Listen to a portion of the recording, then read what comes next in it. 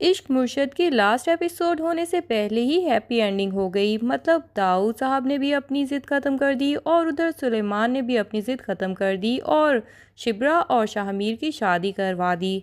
लेकिन जब आखिरी एपिसोड से पहले ही हैप्पी एंडिंग हो जाए तो इसका मतलब है कि एंडिंग तो डायरेक्टर की नज़र में कुछ और ही है। और पता नहीं क्यों मेरा दिल कह रहा है कि इस ड्रामे की एंडिंग बहुत ही सैड होने वाली है। दाऊद साहब ने जो इन दोनों की शादी करवाई है उसके पीछे उनका मकसद कुछ और ही है। वो ये शादी ज़्यादा अरसे चलने नहीं देने वाले, बल्कि बहुत जल्द कोई ना कोई चालें चल के इन दोनों की अलहदगी किसी ऐसे तरीके से करवाएंगे कि शाहमीर के दिल में खुद के लिए नफ़रत भी ना पैदा होने दें। मतलब कुछ ऐसा करेंगे कि सांप भी मर जाए और लाठी भी ना टूटे।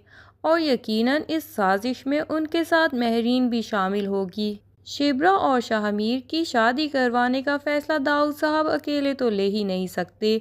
यकीनन महरीन की कोई ना कोई प्लानिंग इसमें शामिल है। लेकिन शाहमीर को शिब्रा से इतनी मोहब्बत है कि वो जो भी चालें चलेंगे उनमें नाकाम हो जाएंगे, क्योंकि वो चाह के भी इन दोनों को अलहदा नहीं कर पाएंगे। दाऊद अली खान इन दोनों के दरमियान नफरत पैदा करवाने के लिए फ़िलहाल तो यही चाल सोचता है कि वो पार्टी का हर काम शाहमीर के ज़िम्मे लगा देता है, ताकि शिब्रा परेशान हो जाए कि अभी तो उनकी शादी को 2-3 ही दिन गुजरे हैं और शाहमीर ने पार्टी के सारे काम अपने ज़िम्मे ले लिए हैं और वो इतना ज़्यादा मसरूफ़ हो गया है। शिब्रा को तो यही लगता है कि शाहमीर उसकी हर बात मानेगा, क्योंकि वो उससे बेइंतहा मोहब्बत करता था। अब जब वो देखेगी कि शाहमीर कहीं और मसरूफ़ हो गया है तो ये बात उसको पसंद नहीं आएगी। और यही तो दाऊद अली खान चाहते हैं कि शिब्रा और शाहमीर में कुछ ना कुछ गलत फहमियाँ पैदा कर दें। फिर जब शाहमीर प्रेस कॉन्फ्रेंस कर रहा होता है तो वो सब लोगों से कहता है कि हमारी पार्टी लोगों के लिए बहुत अच्छे से काम कर रही है और हमारे मिनिस्टर लोगों की खिदमतें करने में लगे हुए हैं। और शाहमीर अपनी कॉन्फ्रेंस में ये भी कह देता है कि दाऊद साहब ने माजी में जो भी फैसले लिए हैं वो लोगों की भलाई के लिए ही लिए हैं। शिब्रा ये बात सुन के परेशान हो जाती है, क्योंकि वो जानती है कि दाऊद साहब लोगों की भलाई के लिए तो कभी नहीं सोचते थे। हाँ, शाहमीर की माँ ऐसी ज़रूर थी कि वो गरीबों की मदद करती थी और बहुत अच्छे से सबका ख्याल रखती थी, लेकिन दाऊद साहब ने तो हमेशा गरीबों का हक खाया है। तभी तो प्रेस कॉन्फ्रेंस में शिब्रा ने उनके खिलाफ इतना कुछ बोला था। शिब्रा जब शाहमीर के मुंह से अपनी बाप की फेवर में इतनी झूठी तारीफ़ें सुनेगी तो उसको अपने बाप की बातें याद आएंगी कि उन्होंने तो पहले ही शिब्रा से कहा था कि शाहमीर बिल्कुल अपने बाप पर गया है। शिब्रा तो यही चाहती थी कि पार्टी में जो कुछ भी गलत हो रहा था, शाहमीर जब पार्टी का चेयरमैन बनेगा तो वो सब कुछ चेंज हो जाएगा। शिब्रा उसको मना लेगी कि वो गरीबों की मदद करे। लेकिन जब वो शाहमीर को अपने बाप के नक्शे कदम पर चलता हुआ देखेगी तो वो परेशान हो जाएगी और सोचेगी, क्या ये वही शाहमीर है जिससे मैंने मोहब्बत की थी, या ये वो शाहमीर है जिसको मेरे बाबा जानते हैं। यहाँ शाहमीर जब प्रेस कॉन्फ्रेंस ख़त्म होने के बाद शिब्रा को लेने जाएगा तो शिब्रा उसे खफा हो जाएगी और उसे कहेगी कि शाहमीर, तुमने ऐसा क्यों किया? तुमने लोगों से झूठे वादे क्यों किए? तुम्हें अपनी सोच को बदलना चाहिए, तुम्हें पार्टी के नज़रियों को चेंज करना चाहिए। शाहमीर यहाँ कंफ्यूज होकर पूछेगा कि कौन से नज़रियों को चेंज करने की बात कर रही हो? मेरे डैड का नज़रिया बिल्कुल ठीक है और उन्होंने ही पार्टी को आगे बढ़ाया है। नो डाउट कि मेरी माँ यानी ज़ुबैदा बेगम की वजह से मेरे बाप को ये ओहदा मिला है, लेकिन इसका मतलब ये तो नहीं है कि मेरे बाप ने जो भी किया है वो गलत है। उन्होंने भी बहुत कोशिशें की हैं इस पार्टी को बढ़ाने के लिए। मेरे अबू ने पार्टी के लिए अपना हक अदा किया है। शिब्रा कहती है कि तुम्हारे अबू ने ऐसा कोई काम नहीं किया।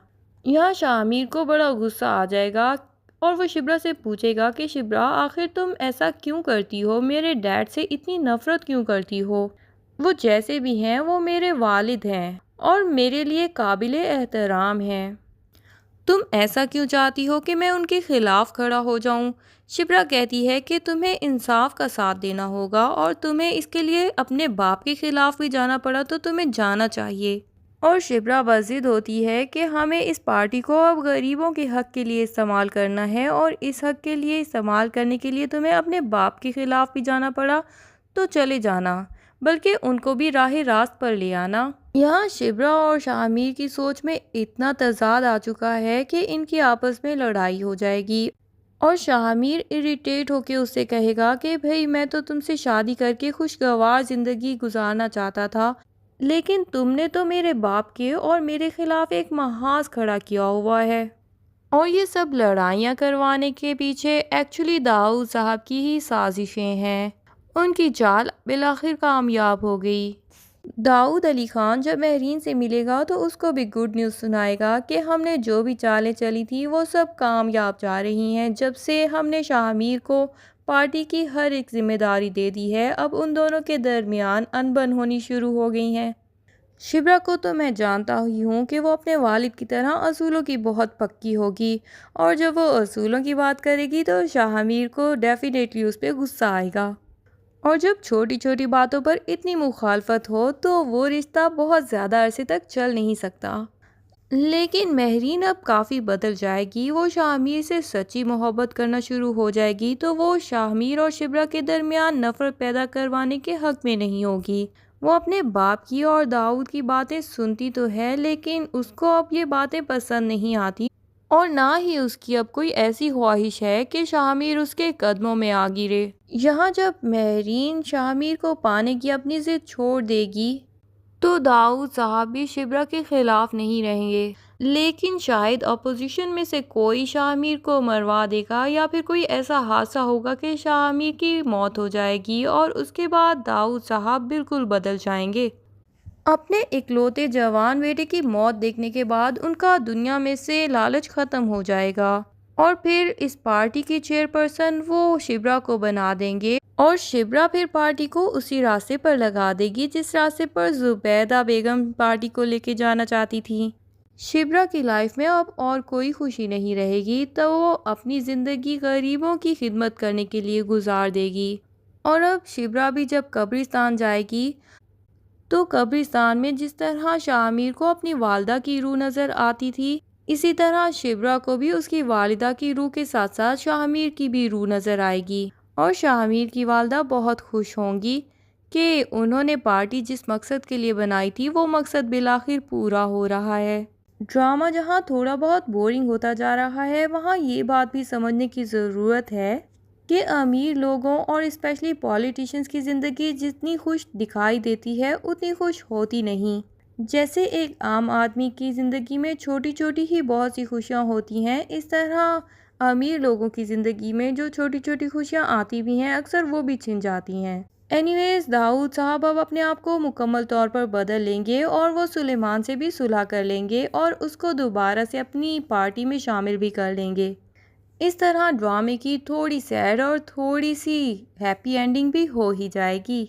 मज़ीद ड्रामास के रिव्यूज़ देखने के लिए हमारे चैनल के साथ जुड़े रहिए, और अगर आप हमारे चैनल पर नए हैं तो चैनल को सब्सक्राइब कर लीजिए, और अगर आपको वीडियो पसंद आई हो तो लाइक एंड शेयर ज़रूर कर दें। Thank you. अल्लाह हाफिज़।